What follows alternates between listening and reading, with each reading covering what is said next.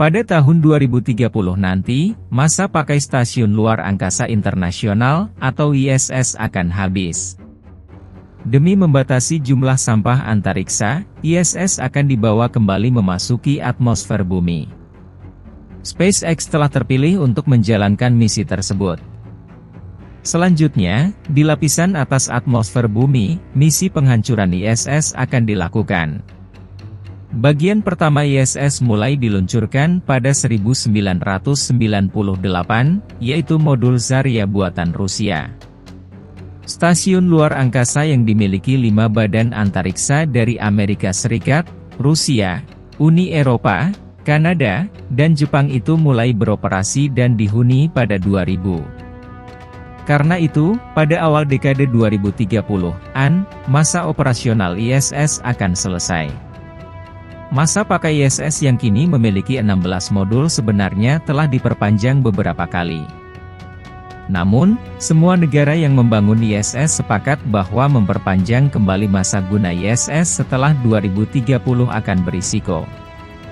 Karena itu, seperti dikutip dari BBC, 27 Juni 2024, negara-negara barat telah sepakat untuk mendanai ISS hingga 2030 saja. Sementara Rusia, sejak perang Ukraina-Rusia berlangsung, sudah menegaskan bahwa keterlibatannya dalam pengelolaan dan pengoperasian ISS akan berlangsung setidaknya hingga 2028 saja. Sebagai laboratorium terbang, ISS mengorbit bumi pada ketinggian sekitar 400 km. Wahana luar angkasa ini bergerak mengelilingi bumi dengan kecepatan 28.000 km per jam atau 7,67 km per detik. Dengan kecepatan sebesar itu, ISS hanya butuh 90 menit untuk memutari bumi satu putaran penuh. Artinya dalam 24 jam, ISS akan menyaksikan 16 kali matahari terbit dan terbenam. Tahun ini, ISS telah 24 tahun menjadi rumah bagi lebih 250 antariksawan dan tempat bagi ribuan penelitian, mulai dari penyelidikan proses penuaan pada manusia hingga uji formula untuk pembuatan jenis material baru. Namun, sama seperti teknologi buatan manusia lainnya, ISS pun memiliki batas waktu operasional.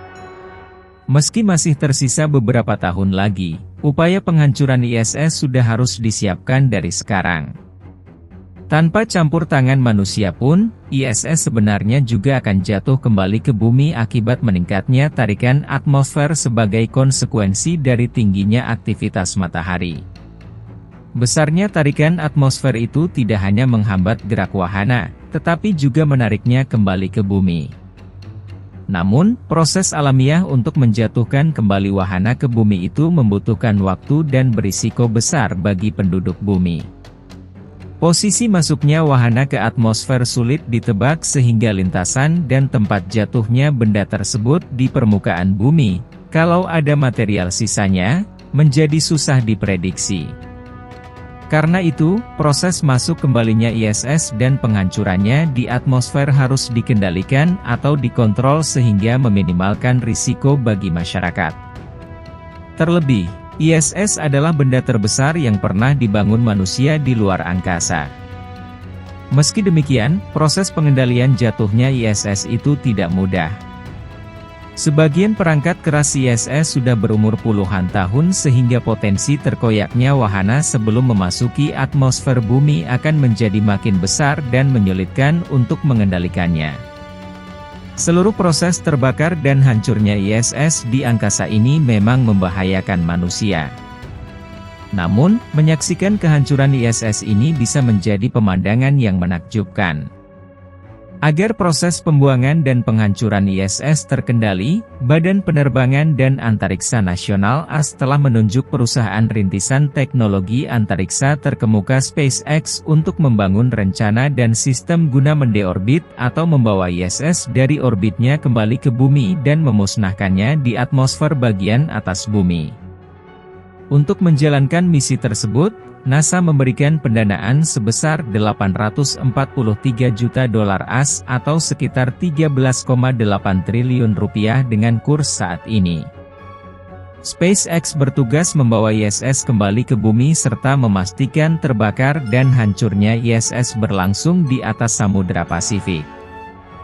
Pemilihan kendaraan untuk mendeorbit ISS ini akan membantu NASA dan mitra internasionalnya untuk memastikan proses transisi di orbit rendah bumi pada akhir masa pengoperasian ISS berlangsung aman dan bertanggung jawab.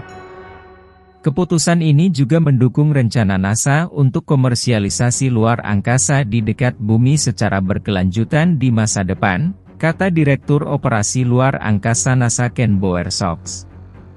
Sejatinya, NASA telah mempelajari sejumlah pilihan lain untuk membuang ISS.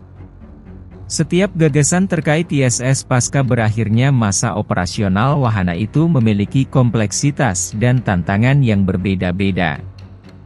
Tanpa campur tangan manusia pun, ISS sebenarnya juga akan jatuh kembali ke bumi akibat meningkatnya tarikan atmosfer sebagai konsekuensi dari tingginya aktivitas matahari. Salah satu opsi yang diajukan adalah membongkar ISS dan menggunakan elemen-elemen yang berusia muda untuk digunakan pada platform stasiun luar angkasa berikutnya. Ide lainnya adalah meneruskan ISS dan menyerahkan pengoperasian dan pemeliharaannya ke perusahaan komersial. Alternatif lain adalah memindahkan ISS ke orbit yang lebih tinggi sehingga wahana ini tidak akan cepat masuk kembali ke atmosfer bumi. Namun, cara ini membutuhkan lusinan pesawat luar angkasa agar ISS bisa mencapai ketinggian yang diinginkan. Namun, ada batasan yang harus diperhatikan. Selain soal biaya, setiap pilihan yang diambil juga memiliki kesulitan dan konsekuensi hukum yang tidak mudah, terutama terkait status kepemilikan ISS. Karena itu, sepertinya opsi menjatuhkan kembali ISS ke bumi menjadi pilihan akhir bagi NASA. Hingga kini, baik NASA ataupun SpaceX belum menyampaikan desain wahana yang akan berfungsi sebagai kapal tunda bagi ISS tersebut. Meski demikian, wahana yang tidak akan mengorbit ini dipastikan harus memiliki daya dorong yang sangat besar sehingga ISS bisa dipandu untuk masuki kembali atmosfer bumi pada tempat dan waktu yang tepat. ISS bukanlah stasiun luar angkasa berawak pertama yang dihancurkan di lapisan atmosfer bumi. Sebelumnya, ada Salyut 1 milik Uni Soviet yang dideorbit pada 1971 dan dilanjutkan sejumlah generasi Salyut berikutnya. Stasiun luar angkasa Rusia terakhir yang dideorbit adalah Mir pada 2001 yang menjadi warisan Soviet. Selain itu, ada pula stasiun luar angkasa Skylab milik AS yang dikembalikan ke bumi tahun 1979 serta Tiangong 1 dan Tiangong 2 milik Cina yang masuk kembali ke atmosfer bumi pada 2018 dan 2019. Kini, stasiun luar angkasa yang masih beroperasi adalah ISS dan Tiangong generasi terbaru yang baru beroperasi 3 tahun terakhir.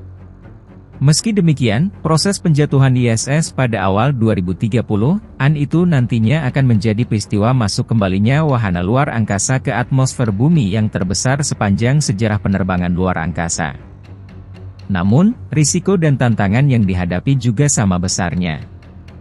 Seperti dikutip dari BBC, 3 Mei 2023, ukuran ISS itu 3 kali lebih besar daripada Mir. Ini merupakan tantangan besar. Benda seberat lebih dari 400 ton yang jatuh dari langit bukanlah hal yang bagus, kata astronom di Pusat Astrofisika Harvard-Smithsonian AS Jonathan S1MCH Pronunciation Dowell. Selain bobotnya yang sangat besar, yaitu sekitar 430 ton atau setara berat 200-an gajah. Ukuran ISS juga sangat luas sebesar lapangan sepak bola, yaitu 109 meter dari ujung panel surya ke ujung panel surya di sisi lain dan 51 meter dari depan ke belakang wahana. Dengan dimensi sebesar itu, maka ada kemungkinan beberapa struktur dan komponen ISS yang tahan terhadap panas tidak habis terbakar saat masuk kembali ke atmosfer bumi. Karena itu, selalu ada potensi pecahan ISS akan mampu bertahan hingga sampai akhirnya jatuh di permukaan bumi. Proses deorbit ISS itu akan mulai dilakukan pada 2026. Tim pengendali akan membiarkan orbit ISS menyusut secara alami sehingga ketinggian ISS akan semakin turun dari sekitar 400 km menjadi sekitar 320 km pada pertengahan 2030. Pada ketinggian ini, awak terakhir akan dikirim ke ISS untuk memastikan semua peralatan atau benda bersejarah di ISS sudah dipindahkan sehingga bobot ISS pun berkurang. Setelah antariksawan terakhir meninggalkan ISS, maka ketinggian ISS akan turun kembali hingga mencapai 280 km. Ini adalah point of no return, batas ketinggian yang membuat wahana tidak bisa kembali lagi. Pada ketinggian ini, wahana tidak bisa didorong lagi lebih tinggi karena besarnya tarikan atmosfer bumi sudah tidak bisa ditahan.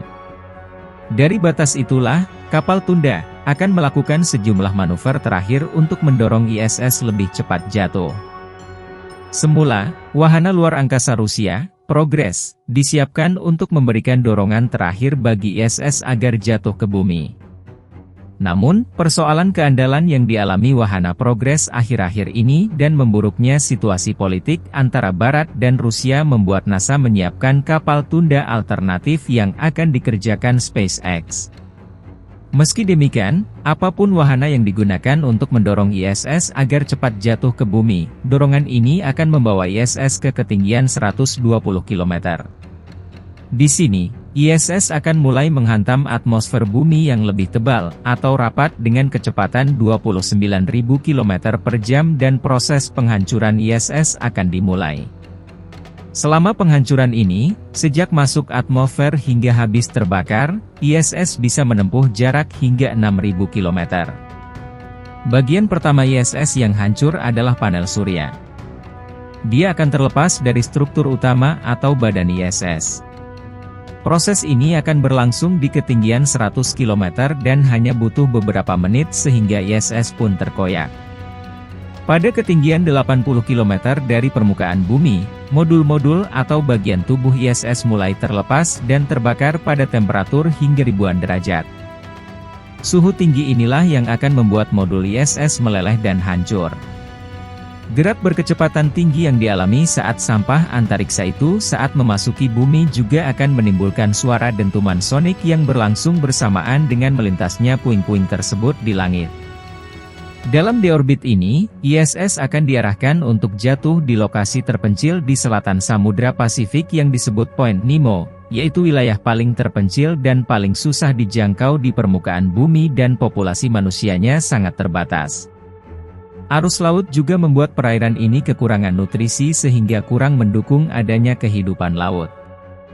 Dengan demikian, kalaupun ada bagian dari ISS yang tidak habis terbakar di atmosfer, tidak akan melukai manusia yang ada di bawahnya atau hewan laut di dalamnya.